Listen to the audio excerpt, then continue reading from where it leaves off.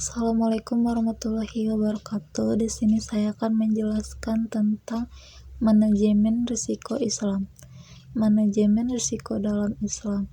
1. Definisi manajemen risiko Islam. Manajemen risiko dalam Islam adalah upaya sistematis untuk mengidentifikasi, menganalisis, dan mengendalikan risiko berdasarkan prinsip-prinsip syariah.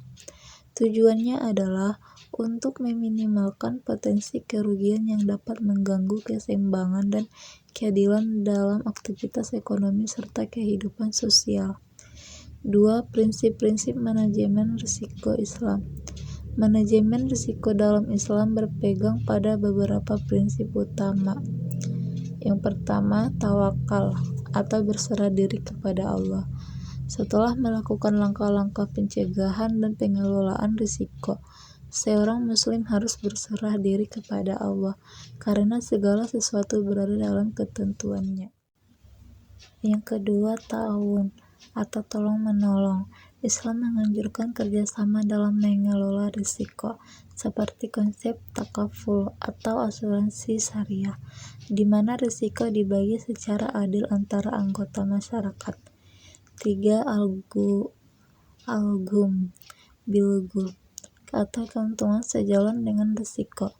Prinsip ini menyatakan bahwa seseorang yang mendapatkan keuntungan dari suatu usaha juga harus menanggung risikonya.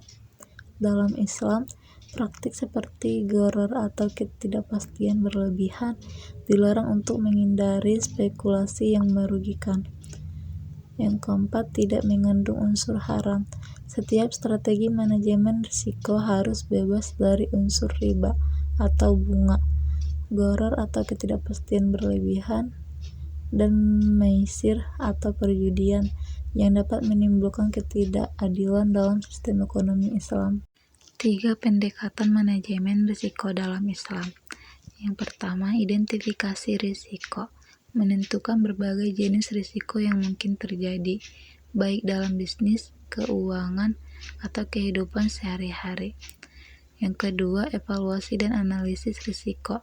Menilai tingkat keparahan dan kemungkinan terjadinya risiko untuk menentukan strategi yang tepat.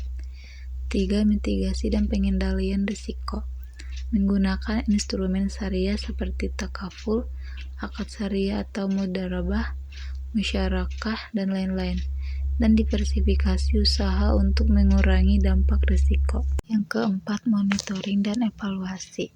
Secara terus-menerus mengevaluasi efektivitas strategi yang telah diterapkan serta melakukan perbaikan jika diperlukan. 4. Implementasi dalam sektor keuangan dan bisnis. Manajemen risiko berbasis syariah banyak diterapkan dalam sektor perbankan, investasi, dan asuransi syariah.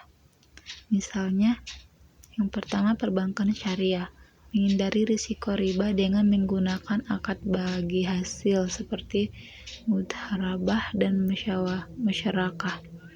2. Investasi syariah mengelola risiko dengan memilih instrumen halal seperti suku dan saham syariah. Yang ketiga, asuransi syariah atau takaful menerapkan prinsip ta'awun atau tolong-menolong dalam menanggung risiko bersama.